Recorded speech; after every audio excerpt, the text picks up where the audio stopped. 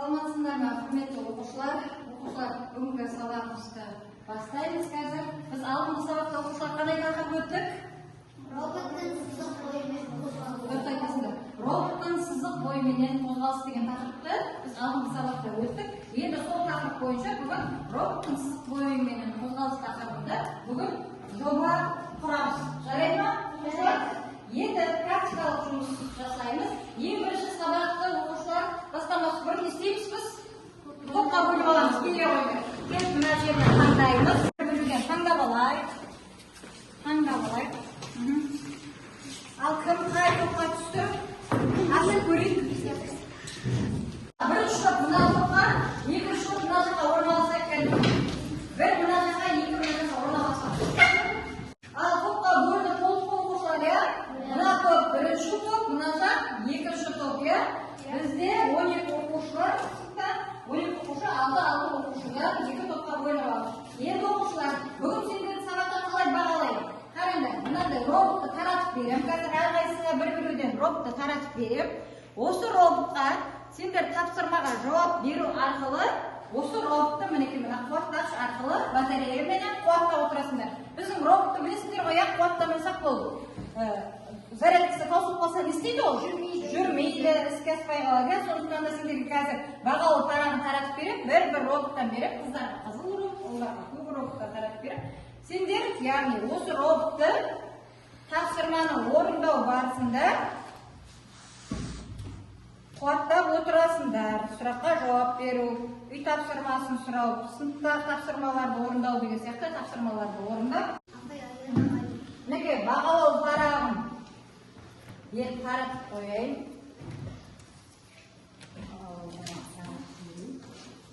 Кімге жетпей қалды? Кімге? Ал енді оқушылар назарларын өзге қарата аударамыз. Үй тапсырмасын пысықтау мақсатында сендерге қазір тапсырма беремін. Сіздер осыған қол көтеріп жауап береміз. Әрқайсымыз әр жерде отырып жауап бермейміз. Түсіндік қой, иә? Кім жауап береді, сұраққа дұрыс жауап береді, соған бір балдар сендерге таратып отырып қуаттағышты, сіздер роботтарды қуаттап отырасыздар. Ал қараймыз, робот дегеніміз не? А жауабын қараңыздар. Адам іс-әрекетін алмастыра алмайтын машина. Б жауабы адам іс-әрекетін алмастыратын автоматтандырылған құрылғы. В жауабы өнеркәсіпте жұмыс істейді. Жауап қой сұрайды. Адам іс-әрекетін алмастыратын автомат. Адам іс-әрекетін алмастыратын автоматтандырылған құрылғы дейді. Дұрыс. Жауап дұрыс. Қаусарға бұрынлай. Роботты қуаттап тұрады. Келесі. Роботтың қызметіне қарай түрлері. А жауап өнеркәсіптік, көліктік, тұрмыстық, медициналық білім беру. Б жауабы тұрмыстық, медициналық, сызықтық. В жауабы көлік, тұрмыс, гироскопиялық. Жауап Тұрмыстық, медициналық, сызықтық.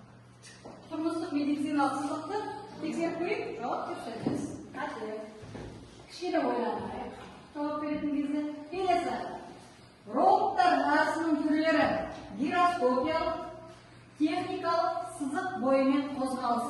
Ал, қашын жауап беріп? Сызық бойымен қозғалыс дейді. Жауап дұрыс. Роботты қуаттап отырамыз. Бірі қой. Келесі. Механикалық көгершін қашан пайда болды? 350 жыл бұрын. Жауап дұрыс. Бірі қой. Қуаттап отыр жауабыңды. Келесі. Робототехника қандай ғылым? Жауап. Ешқашан шаршамайтын ғылым. Тез дамып келе жатқан сала. Автоматтандырылған техникалық жүйелерді және олардың жетістігін зерттейтін қолданбалы ғылым. Жауап. Ернұр жауап бере ғой. Не қол көтермеді? Автоматтандырылған техникалық жүйелерді және олардың жетістігін зерттейтін қолданбалы. Ал, жауап тексеріп көрейік. Дұрыс. Не қол көтермеді тұрмыз Ернұр?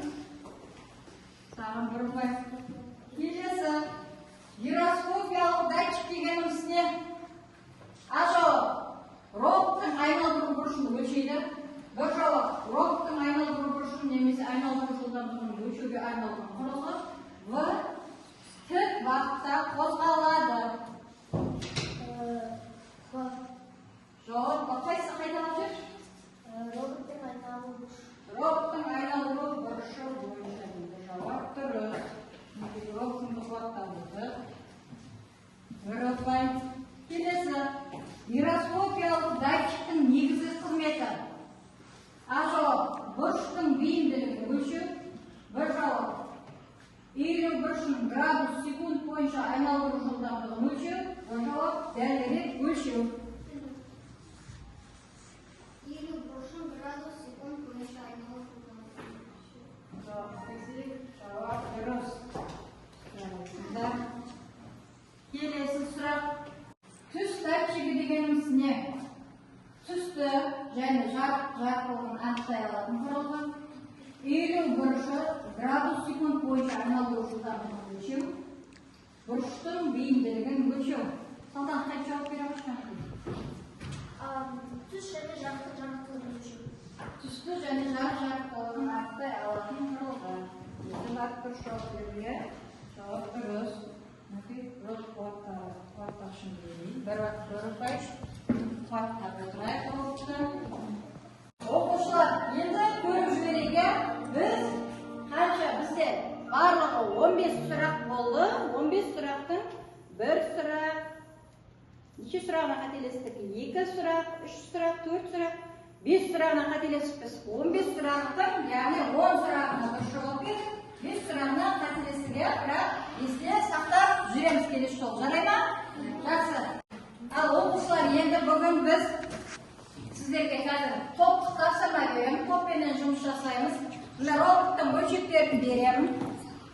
Осыменен қарап отырып, өткенде нешінші бетке келіп, нешеге дейін құрастырдық? Біз 8 бетке дейін келіп құрастырып қойғанбыз, иә? Соны әрмен қарата жалғастырасыңдар. Сөйтесіңдерді роботтың сызық бойымен жүретін роботты құрастырып шығамыз.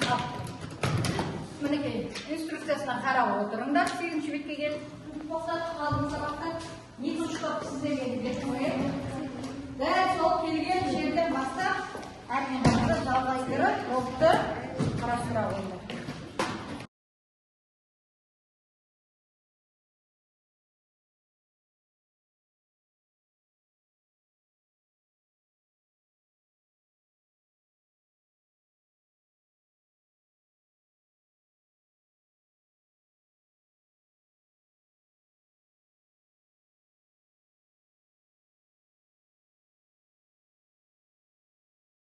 Оқушылар, роботымызды құрастырып болдық. Енді бұл жүру үшін бізге не керек? Программа керек. Жақсы.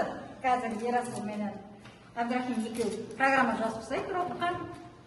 Сосын барып роботқа программамызды жазып, сосын жүргіземіз. Иә? Ердәулет программасын жазамын.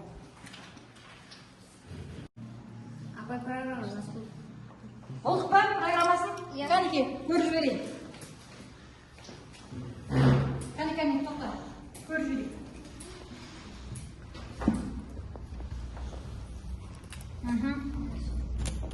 Жақсы.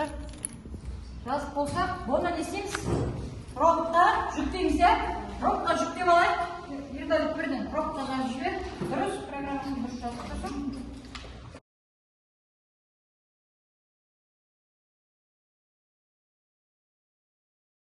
Программасын жазып болсақ, оқушылар. Енді бұны қойасына салып жүргізіп көрейік, иә? Алып келе ғой, кәнеке роботты. Ешай сәкен. Оқуға кәнеке. Алып келе ғой. Сызықтың бойымен жүргізіп көреміз кәнеке оқушылар.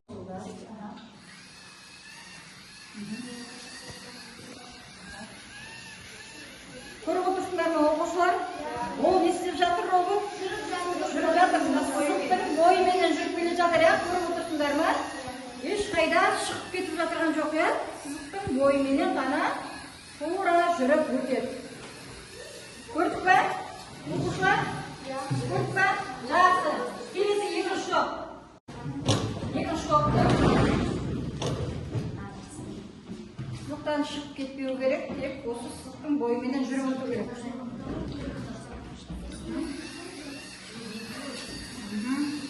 Көріп отырсыңдар ма, оқушылар? Көріп отырсыз ба?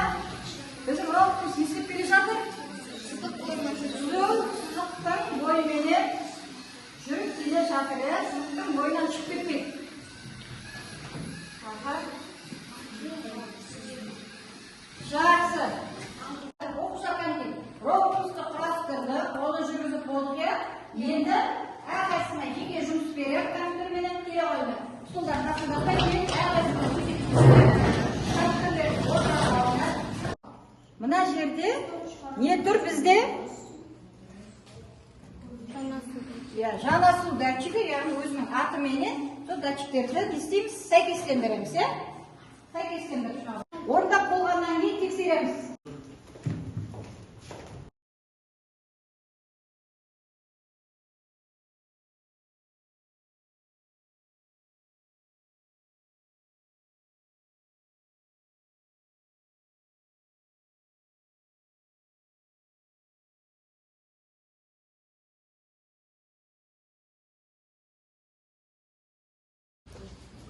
Қайке, нешеуі дұрыс?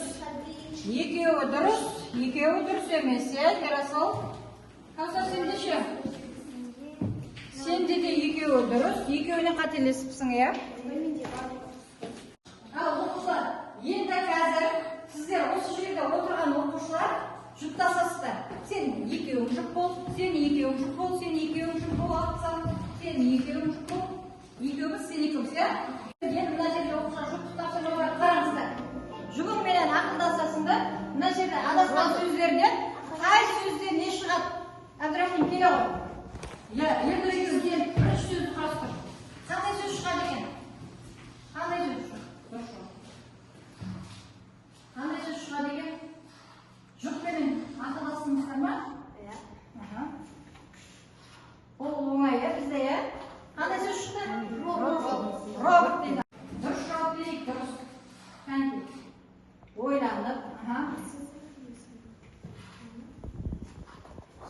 қандай сөз шықты? Өнеркәсіптік. Дұрыс, жақсы, отыра қойыңдар.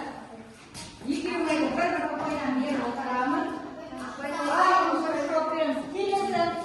Сіздер шықтыңыздар, сіздердің жұптарыңыз шықты. Келесі. Сіздер шығыңыздар. Мінекей, роботтарымызды қуаттап отырамыз, оқушылар. Мінекей, папайларымды беріп отырайын. Папайларымды беріп отырайын. Қандай сөз шықты? Көліктік. Қуаттағышы беріп қайын.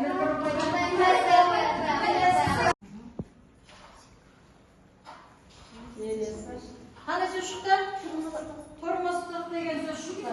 Жақсы. Қуаттаймыз көрді. Қандай сөз шықты? Медициналық басты жарайсына қосылады. Егер оқымызды бір жауап қуаттап отырамыз, иә? Кім қалды? Кім қалды? Каусар мен Маржан қалды. Каусар мен Маржан шығып просто қысасын. Қандай сөз шығады екен? Қандай сөз шықты? Білім беру. Қате жасасында ма? Кейде арасында өтпей қалады. Ал, жақсы. Оқушылар, мінекей кәлке, бағалап қараңызды көріп жіберейікші. Кімде неше ұпай? Әбдірахим кәлке, робтыңдағы роб. Неше ұпай? 6 ұпай. Жақсы, сенде неше ұпай? 9 ұпай. 7 ұпай. 9 ұпай. 9. Роботтың аттарыңды жазып маған өткізе қойды. Кімде неше ұпай? Санатына ба? Неше ұпай? 8 ұпай. 6 ұпай. 6 ұпай. Ал, оқушылар кәлімге. Бағалы парағын аттарын жазып болыңдар ма? Маған өткізе қойыңдар. Сендер осы бүгінгі жинаған ұпайлардың бойынша сендерді бағалайын. Жақсы ма? Иә. Кәлімге бағалы парағын бере қойыңдар маған. Өткіземіз. Ал, енді үйге тапсырма оқушылар. Бүгінгі үйге тапсырма. Бүгінгі өтілген тақырып бойынша роботтың сызық бойымен қозғалыс тақырыбында үйге эссе жазып келin. Түсініп қоя? Жақсы оқушылар. Сау болыңдар.